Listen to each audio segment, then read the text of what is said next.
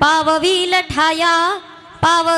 ठाया पांडुरंग चिंतिलिया त्यासी चिंतिलिया मनी चित्ता करी गवसनी. प्रस्तुत सेवेकरिता निवडलेला अभंग संत श्रेष्ठ जगद्गुरु तुकोबाराय यांचा 4 चरणाचा असून आणि फक्त अभंग नसून तर या अभंगामधला उद्देश म्हणजे प्रभू चिंतनाच्या फलश्रुतीचा विचार म्हणजे आजचा अभंग आहे. विठ्ठल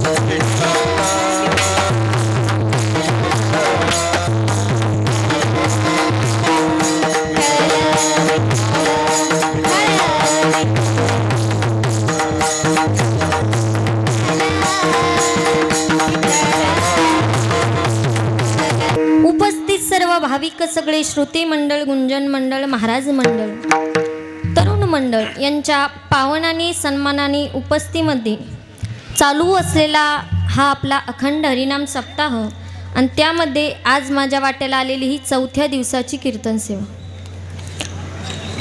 जालना आणि जालन्यामध्ये तरुण मंडळीने हा सप्ताह केला याचा फार अभिमान.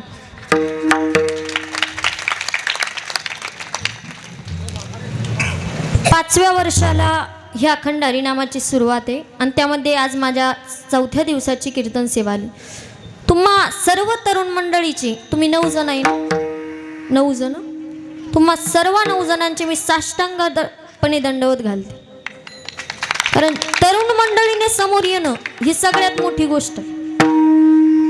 आता काही 2-3 दिवसाखाली 3 एप्रिलला 200 टन गोमांस विकण्यात आला.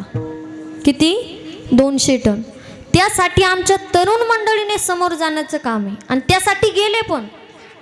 हा जालन्याचा अभिमान आहे.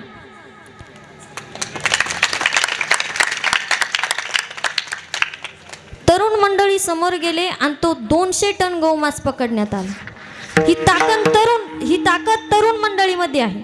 म्हणून यांनी हा जो सप्ताह उभारलाय ना, त्यासाठी त्यांच्यासाठी परत एकदा जोरदार टाळ्या वाजवा. तुम्हाला काही टाळ्या वाजवायचे, तुमच्याकडून मला काही पैसे घ्यायचे नाही, त्यामुळे तुम्ही टाळी वाजवायचे आणि मुखाने भजन करायचे. कीर्तनात शोभा ही टाळीनीच असते. कारण म्हणतात, भोजन की शोभा थाली से, बगीचे की शोभा माली से और कीर्तन की शोभा ताली से. म्हणून कीर्तनात बसल्याच्या नंतर हाताने टाळी आणि मुखाने भजन केलंच पाहिजे. आता कीर्तन चालू झाले. कीर्तनात 4 नियम पाळायचे. कीर्तनातून कोणी उठून जायचं नाही. आता कोणी यायचंय नाही. दुसरा नियम, कोणी आपसात बडबड करायची नाही. तिसरा नियम, आपला जो मोबाईल आहे त्याचे तोंडदर्शिक 2 तासासाठी दाबा. तुमच्या भाषेत बंद करा. चौथा नियम, कोणी झोपायचं नाही, इकडे तिकडे पाय लांबायचे नाही, खेटरं बसून कीर्तनात बसायचं नाही, झोपायचं नाही, शेजारच्याला समाधी लागून द्यायची नाही. हे 4 नियम सर्वांनी कीर्तन होईपर्यंत पाळायचे. विठ्ठला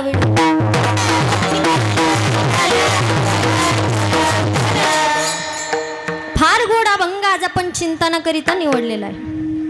साधू संत तुम्हा आम्हाला प्रभू चिंतनाची फलश्रुती का सांगतात?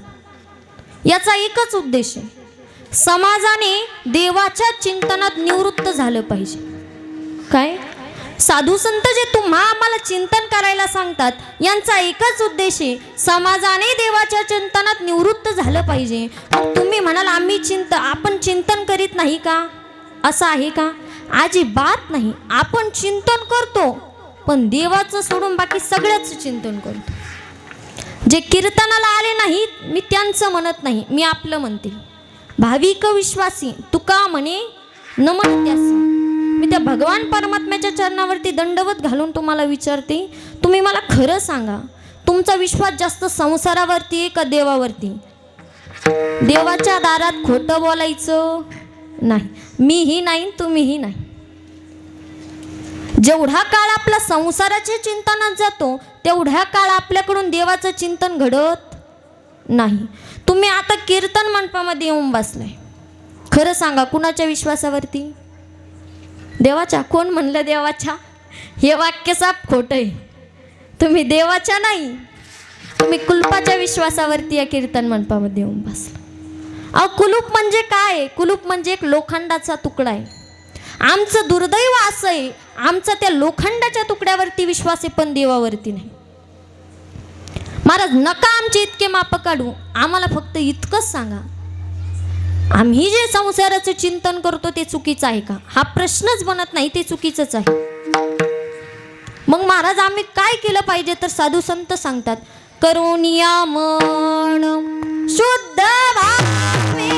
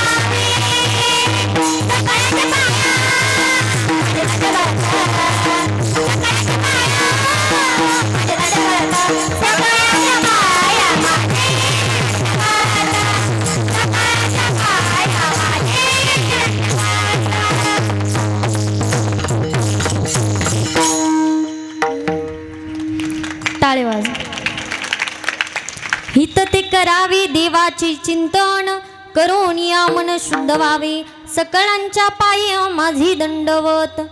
काय करावं? देवाचं चिंतन करावं. डझनानं नाही, शेकडानं प्रमाण आहेत आपल्याकडे. म्हणून या राहू करा काळ सारा चिंतने, एकांतवासी गंगा स्नाने, देवाच्या पूजने. तात्पर्य महाराज, आम्ही जेव्हा संसाराचं चिंतन करतो तेव्हा नियम असा असतो, तुम्ही शेतामध्ये फिरताय, काय तुम्ही शेतामध्ये फिरताय आणि तुम्ही सरकीला फवारणी मारताय, खत टाकताय. एखादा माणूस तुमच्याकडे येतो आणि म्हणतो हे औषध मारू नका, हे खत टाकू नका. आणि त्याच कंपनीवाले येतात जे तुम्ही औषध मारतायत का, त्या औषधाच्या कंपनीवाले येतात आणि ते तुम्हाला सांगतात हे औषध मारू नका, हे खत टाकू नका. ते तुम्हाला 2 कर्तव्यांनी सांगत असतात. त्यांना तो सांगण्याचा अधिकार आहे. कारण हे पावडर का मारायचं त्यांना हेही सांगणं भाग आहे, हे औषध का मारायचं नाही त्यांना हेही सांगणं भाग आहे. जसं त्यांना नैतिक अधिकार आहे तसा आपल्याला सुद्धा अधिकार आहे संतांना विचारण्याचा की आम्ही देवाचं चिंतन का करायचं आम्हाला हेही सांगा, आणि आम्ही संसाराचं चिंतन का नाही करायचं आम्हाला हेही सांगा. मग संसाराचं चिंतन का करायचं नाही हे आपण प्रस्तावनेत मांडू, आणि देवाचं चिंतन काय करायचं याचा विस्तार आपण अभंगात प्रवेश केल्यावरती बघू. विठ्ठल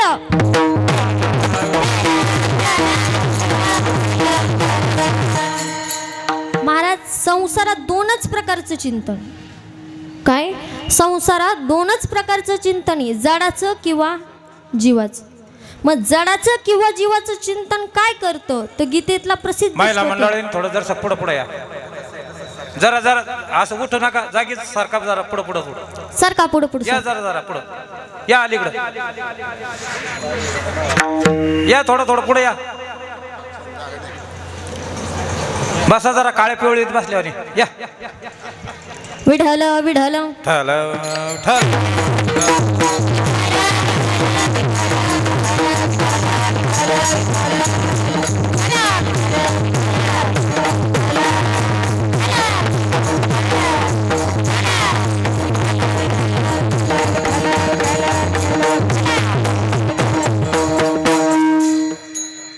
जडाचं किंवा जीवाचं चिंतन काय करतं याच्यासाठी गीतेतला प्रसिद्ध श्लोक आहे.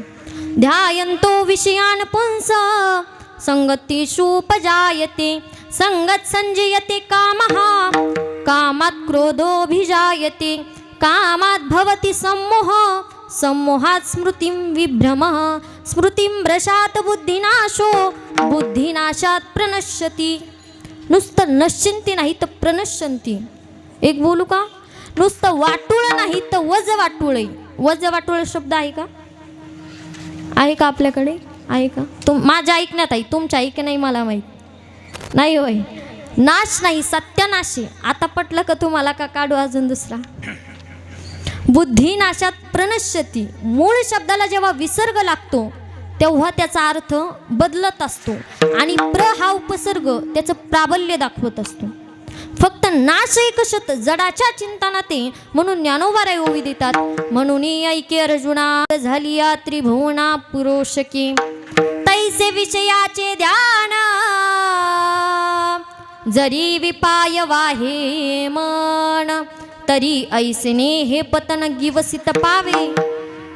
सोडून द्या जडाचं चिंतन. याला मी तुम्हाला उदाहरण देते, तुम्ही लक्षपूर्वक ऐकलं तर तुम्हाला कळेल. माणसाने व्यापार करावा, कसा करावा, फायद्याचा का तोट्याचा? फायद्याचा. आपण फायद्याचा व्यापार कशाला म्हणतो? आपण जेवढं भांडवल गुंतवले त्याच्या 1.5 पटीनं, दुपटीनं, 1.25 पटीनं आपल्याला जास्त मिळणं, हा काय झाला आपला फायद्याचा व्यापार. पण आपण तोट्याचा व्यापार कशाला म्हणतो? आपण जे भांडवल गुंतवले ते वाया जाणं, म्हणजे हा काय झाला तोट्याचा व्यापार. एका गावामध्ये एक गरीब माणूस राहायचा. गाव श्रीमंत होतं पण त्या श्रीमंत गावात हा गरीब माणूस राहायचा. मोलमजुरीवर आपलं पोट भरायचा. बायको एक दिवस म्हणाली का हो, या मोलमजुरीवर आपलं पोट भरत नाही, आता आपल्याला 2 लेकरं बाळ आहे, याच्यावरती आपलं पोट भरत नाही, तुम्ही जा आणि काहीतरी उद्योगधंदा करा. तो म्हणला आता अर्ध्यातूनच काय उद्योगधंदा करू? अहो जा काहीतरी उद्योगधंदा करा, या मोलमजुरीवर आपलं पोट भरत नाही. महाराज तो गेला, त्याने असे काही काचाचे तुकडे गोळा केले. काचाचे तुकडे गोळा केले आणि त्या काचाच्या तुकड्याचे 2 घरं तयार केली. तुम्ही आठवा, काही 8-10 वर्षापूर्वी काचाचे घरं विकण्याकरिता यायचे, शॉकेशमध्ये ठेवण्याकरिता. त्याने त्याची 2 घरं तयार केली. त्याला ते 2 घरं तयार करण्यासाठी 10 रुपयाचा खर्च आला. किती? 10 रुपयाचा. त्याने ती 2 घरं तयार केली, टोपल्यात मांडली, घेऊन गेला विकायला. त्याला 2 घराची 20 रुपये आली, म्हणजे एका घराची 10. व्यापार फायद्याचा झाला का तोट्याचा? फायद्याचा झाला. बिचारा आनंद झाला. घरी गेला, बायकोला म्हणाला मला आज 2 घराची 20 रुपये आली. 2 घरं तयार करण्यासाठी फक्त 10 रुपयाचा खर्च आला आणि त्या 2 घराची 20 रुपये आली. बायकोला बी आनंद झाला. बायको म्हणाली बाबा काय भारी धंदा आहे, काय टकळ फायदा आहे याच्यामध्ये. 2 तास बोलायचं आणि 5,000. ज्यांना कळालं त्यांना कळालं आणि ज्यांना नाही कळालं त्यांना धन्यवाद. विढाला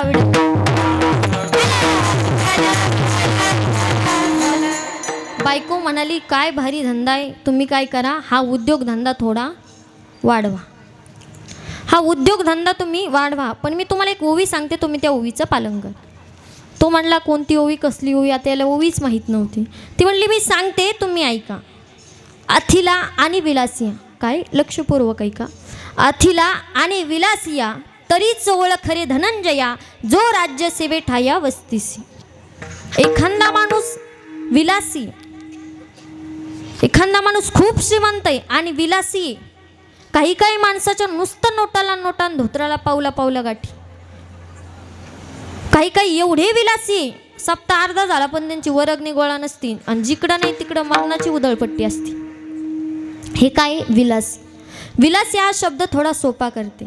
तो विलासी माणूस कधी ओळखला जातो म्हणे, जो राज्य सेवे ठाया वस्तीसी. तो शहरात राहतो म्हणे, याच्याहून ओळखला जातो. शहरातले माणसं विलासी असतात. विलासी म्हणजे हौशी. मग लोकांचं सूत्र आहे हौसेला काही मोल नाही. मग ती हौस कशाची असो, कीर्तनाची असो का नर्तनाची असो, हौसेला काहीच मोल नाही. तुम्ही काय करा, हा उद्योगधंदा घेऊन छत्रपती संभाजीनगरला जा. बिचारा चालत चालत चालत आपला गेला. एक झाड पाहिलं, एक विहीर पाहिली. 20 घरं तयार केली होती महाराज. किती? 20. चालत चालत गेला, एक झाड पाहिलं, एक विहीर पाहिली. मी तुम्हाला हा दृष्टांत कशासाठी सांगते, तर जडाचं चिंतनाने काय होतं किंवा जडाचं चिंतन काय करतं याच्यासाठी. चालत चालत झाड पाहिला, विहीर पाहिली. म्हणला आता पोटाला भूक लागली. चालत चालत गेलेला होता. आपलं गात थोडं सोडलं, त्यात काही भाकर होती, चटणी होती, ती खाल्ली. पाणी पिलं. म्हणला आता 5-10 मिनटं विसावा घेऊ. काय 5-10 मिनटं विसावा घेऊ. झाडाचा मोठा बोंदा होता. झाडाला टिकन देऊन बसला. महाराज त्याने चिंतन चालू केलं. कशाचं? पैशाचं. म्हणलं आता चालत चालत संभाजीनगरला जर गेलो तर ह्या 20 घराची चांगले 50,000 होते. असं त्याच्या मनात चिंतन चालू झालं आणि त्याला ते चिंतन करता करता झोप लागली. मग नारदांनी साधकांनी सांगितले 3 गोष्टीची चर्चा माणसाने कधीच करू नये. नास्तिकम अवस्त्रीधन, नास्तिकम न चरित्रम न श्रवणीयम. नास्तिकाची, धनाची आणि बाईची चर्चा माणसाने कधीच करू नये. का करू नये? तर नास्तिकाची चर्चा क्रोध वाढवते, धनाची चर्चा लोभ वाढवते आणि बाईची चर्चा काम वाढवते. मग याचा व्यापार चालू झाला, चिंतन चालू झालं पैशाचं. संभाजीनगरला गेल्याच्या नंतर 20,000 येते. ते 20 मी याजानी देईन, त्याचे 50 होते. 50 परत वाटीन, 50ची 1 लाख होते. 1 लाखाचे 1.5 लाख, 1.5 लाखाचे 2 लाख. महाराज लागले ना त्याला गार झोप. जागता जवासीजी. स्वप्नात त्याचा चांगला कोटीपर्यंत व्यवहार गेला. आपल्याला बी कधी कधी स्वप्न पडतं ना, 90 क्विंटल गहू होईन. अंगारात 40च गोण्या असतात, पण 90 क्विंटल गहू होईन स्वप्न पडतं. एक सांगू का, जागृतीतला हिशोब जरा आटोक्यात असतो, पण स्वप्नातल्या हिशोबाचं काही मापच नाही. चांगला कोटीपर्यंत व्यवहार गेला आणि म्हणला 1-2 लाखाचं नाही, 15-20 लाखाचं चांगलं घर बांधी. 25 इंचची घरात LED लावली. जरा मोठी झाली का? लहान झाली का? नाही नाही, पण स्वप्नात याच्यापेक्षा मोठी असते. 25 इंचची घरात LED लावीन, फर्निचर करीन, POP करीन, सगळं काही करीन. TV आणलेली असं नवीन नवीन, रिमोट हातात घेईन, बटन दाबीन, मॅच पाहीन, पिक्चर पाहीन, बायकोला आवाज देईन. ए काय? बायकोला आवाजच दे. आवाज नाही देणार, दमच दे. महाराज बायकोला दम देणं स्वप्नातच शक्य आहे, अशात काही शक्यच नाही. बायकोला म्हणे ए भजे आण, आणि तिनं जर का भजे आणायला उशीर केला, लक्षपूर्वक ऐका बरं का, तुम्ही आता जर 2 मिनटं इकडं लक्ष दिलं ना तुम्हाला चांगल्या पद्धतीने कळेल. बायकोला म्हणेन भजे आण, आणि तिनं जर का भजे आणायला उशीर केला, काय तिनं जर का भजे आणायला उशीर केला तर धड दिशी अय पकवाजा, धड दिशी चक्कांबाडात एक अशी लाद घालीन. तुमचं लक्ष आमच्याकडे पाहिजे. अशी लाद घालीन.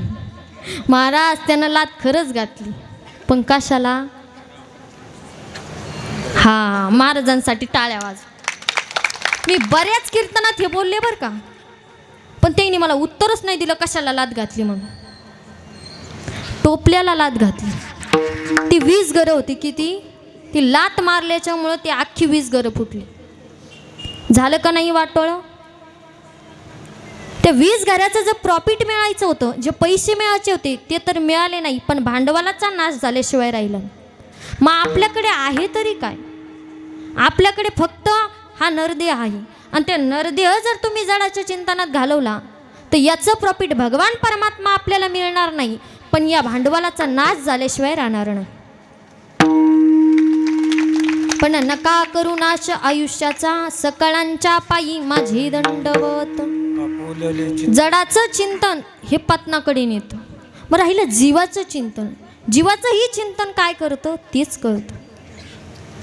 गंडक नदीमध्ये एक राजा उभा होता. राजा उभा होता नदीमध्ये, आणि तिकडून एक हरीण आली. हरीण गर्भवती होती, तिचा प्रसव काळ जवळ आलेला होता, आणि मागून वाघाने डरकाळी फोडली. त्या हरणीने तशीच त्या गंडक नदीमध्ये उडी मारली, आणि तिचा गर्भ वाहून जाऊ लागला. हे राजाने बघितलं. आता राजाने तो गर्भ उचलला. चांगलं केलं की वाईट केलं? चांगलं केलं. राजाने तो गर्भ उचलला. राजाला वाटलं रस्त्यात जर फेकून दिला तर चिमणे पाखरू याला खाऊन टाकतील. राजाने उचललं, घरी आणलं. चांगलं केलं की वाईट केलं? चांगलं केलं. त्याची खायची कुवत नव्हती महाराज, त्या हरणाला दूध पाजिलं. चांगलं केलं की वाईट केलं? चांगलं केलं. हरिंदर्शिक मोठं झालं. मग त्याला हिरवं हिरवं भरत राजा जाऊन गवत आणायचं. काय हिरवं हिरवं गवत आणायचा, त्याला गवत खाऊ घालायचं. महाराज आता हरिण बरंचसं मोठं झालं. आता हरिण एकदा मोठं झालं की आपल्याजवळ राहत नाही. हरिण मोठं झालं. भरत राजा रोज काकड्यासाठी बसायचा. उठा पांडुरंगा आता दर्शन द्या सकळा.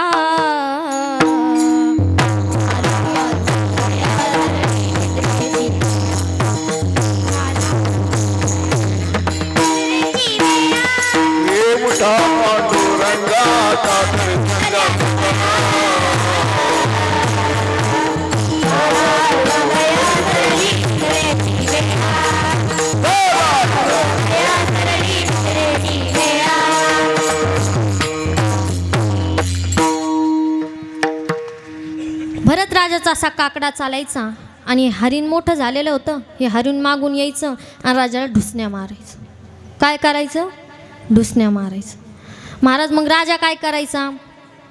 गळ्यातला विणा काढायचा आणि त्या हरणीला कुरळत बसायचा. काय? गळ्यातला विणा काढायचा आणि त्या हरणीला कुरळत बसायचं. असं लई दिवस झालं. याच्यावरती डोंबरेजी महाराज फार गोड वाक्य बोलली. लक्षपूर्वक ऐका. अरे ऐसा परोपकार किस काम का जो हमारे ही साधना में विघ्न डाली. अरे असा परोपकार तरी काय कामाचा जे आमचं चिंतन वाया घालवतं. असं कोण म्हणलं? डोंबरीजी महाराज. आमच्या जोग महाराजांच्या शिक्षण संस्थेतील अमृत महाराज दरखडीकर. त्यांचा वाणीमध्ये नियम होता महाराज. लोक भेटण्याकरिता यायचे, त्यामुळे त्यांचा जप होत नव्हता. ते काय करायचे? बाथरूममध्ये जायचे, आतून कडी लावायचे, नामस्मरण करत बसायचे. नाही बोलो फार बैसो जनी सावधान बुद्धी इंद्रिय धनी एकांती राहणी विठूसाठी. आतून कडी लावायचे, नामस्मरण करत बसायचे. हा सांगण्याचा आम्हाला अधिकार नाही, पण ते हरिण ढुसण्या मारायचं, गळ्यातून विणा काढायचा आणि हरणीला कुरळत बसायचं. अशी बरीचशी भरत आहे. काही याच्या त्याच्या नादात लागून त्यालाच कुरळत बसतात, देवाचं चिंतन बाजूला ठेवतात. अशी बरीचशी भरत आहेत ना इथं बी बसलेली. भरत राजा तसं करायचा. तसं करत करत एक दिवस हरिण राजाला सोडून गेले. महाराज राजाला लळा लागलेला होता त्या हरणाचा. तुम्ही बघा, कुणाची दी 10-15 दिवस, किंवा आपली आई समजा, एखाद्या आपल्या आईला जर आपण कुठं शिकण्यासाठी आईला जर सोडून गेलो तर त्या आईला करमत नाही. तसं भरत राजाला त्या हरिणीचा लळा लागलेला होता. राजा विचार करायचा, हरिण कुठं गेला असेल, हरिण काय करीत असेल, हरिण काय खात असेल. तू काळजीच करू नको, हरिण रोज धाब्यावरती. हरिण उड्या मारी टंग टंग टंग टंग याला सोडून गेलं. कधी? मोठं झाल्यावर. असे बरीचशी हरणं आहेत, जरा मोठे झाले की आईबापाला सोडून टंग टंग टंग टंग टंग टंग बायको संग उड्या मारीत जाते. तसंच त्या हरणाचं झालं. मग ते जड भरत राजाचं काय झालं, त्याचं देवाचं चिंतन राहिलं बाजूला आणि हरणाचं चिंतन करत बसला. जड भरत जड भरत राजा हरणी गरबा गेला. जड भरत राजा हरणी गरबा गेला. जड भरत राजा हरणी गरबा गेला. जड भरत राजा हरणी गरबा गेला.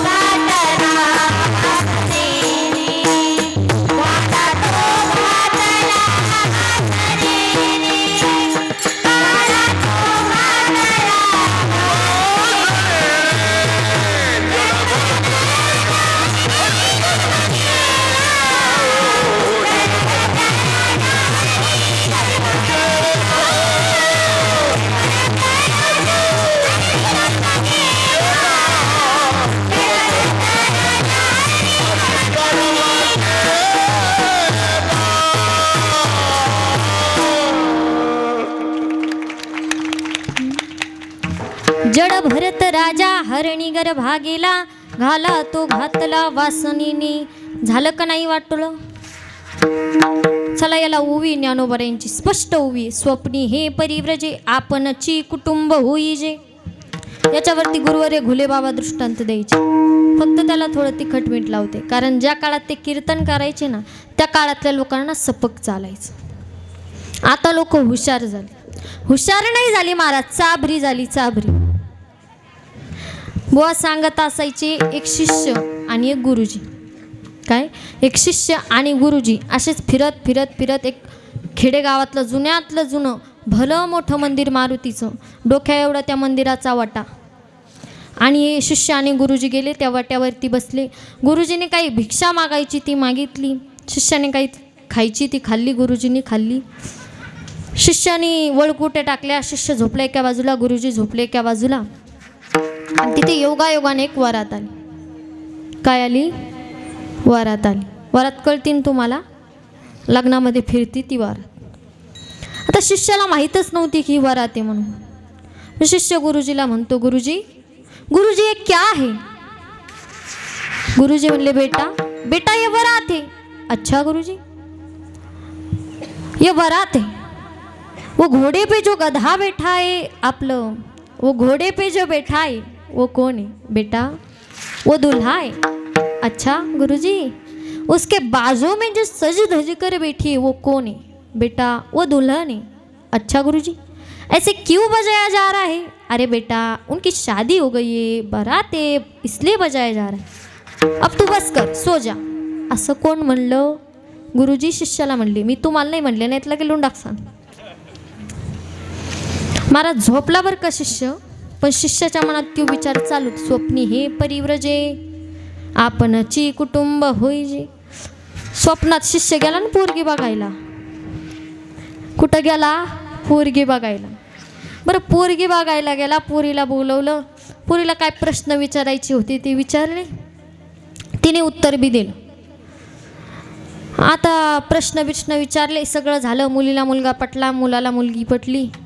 जेवायला वाढलं, पाहुणे रावणे जेवायला बसले. जेवण झालं. जेवण झाल्याच्या नंतर आपल्या तिकडे पाण्याचा विडा देतात सगळ्या पाहुण्यांना. मग पाण्याचा विडा दिला नवरदेवाला, शिष्याला. तो नवरदेवने आता शिष्याच्या स्वप्नात पानाचा विडा द्यायला, याने पानाचा विडा तोंडात टाकला.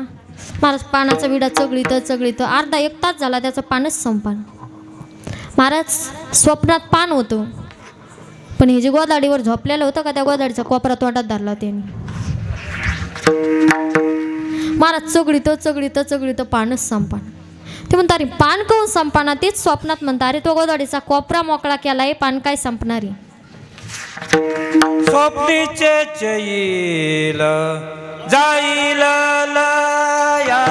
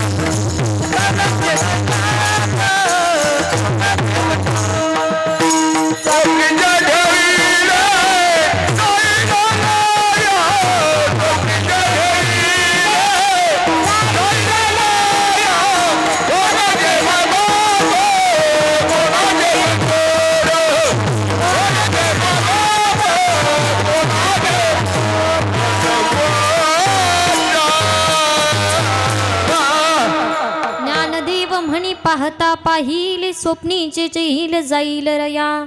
कोणाचे गणगोत कोणाची मायबाप.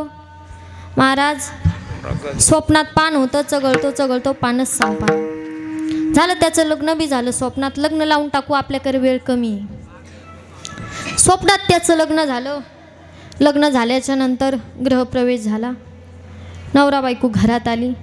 1-1.5 महिना चांगला सुखाचा प्रपंच झाला. महाराज प्रत्येकाचा असंच आहे. संसार किती दिवस चांगला वाटतो आपल्याला? लईतले 1 ते 1.5 वर्ष. प्रत्येक जण मग नंतर कंटाळतोच. 2-3 महिने झाले आणि नवरा बायकोला म्हणतो, होय रे, तो बापान पलंग थोडा लहानच दिला. ती म्हणती, नाही हो, बस झाला आपला दोघ्यापुरता, आता त्यांनी गप बसाव ना. हे म्हणतो, नाही, आपल्या लेकरू झाल्यावर ते कुठं झोपण? काही नाही, मी सांगते, तुम्ही तेवढं का, तुम्ही थोडं पलीकडं सारखा, मी थोडं अलीकडं सरकते, ते मधात झोपण. नाही, जुळं झालं तर तुम्ही अजून थोडंसं पलीकडं सारखा, मी अजून अलीकडं सरकते, ते मधात झोपण. आता तर यांनी गप बसाव ना. ते म्हणलं, तिळं झालं तर, अरे एकटं होऊ द्या आधी. ती म्हणली, मग ऐका, तुम्ही अजून थोडंसं पलीकडं सरका. जसं पलीकडं सरकलं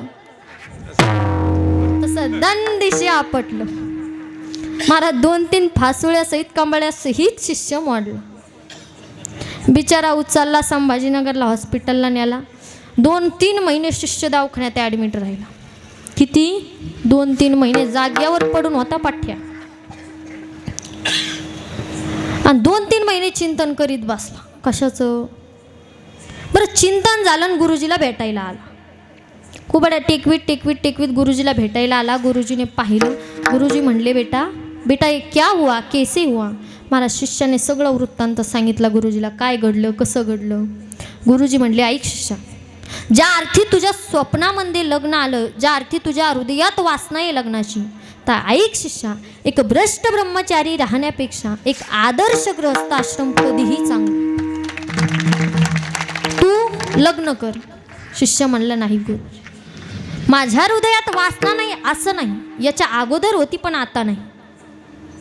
गुरुजी म्हणले का बरं. शिष्य म्हणला 2-3 महिने झालोय पडल्या दवाखान्यात चिंतन करतोय. स्वप्नातली जर कंबाड्या फासोळ्या मोडीत असेल तर जित्ती काय करी. महाराज यांनी लय जोरात टाळ्या वाजल्या ना, तुम्ही फासोळ्या मोडीता काय. लय जोरात वाजले यांनी, मागच्यांनी पण समोरच्यांनी वाजल्यात ना. शिष्याला गुरुजींनी सांगितलं तुमच्या पायी चरणन सोडी सर्वथा, तुमच्या इनवामध्ये मला बसू द्या, मला यात काही पाडू नका. महाराज झालं, जडाचं चिंतन केलं पत्नाकडे नेलं, जीवाचं चिंतन केलं पत्नाकडे नेलं.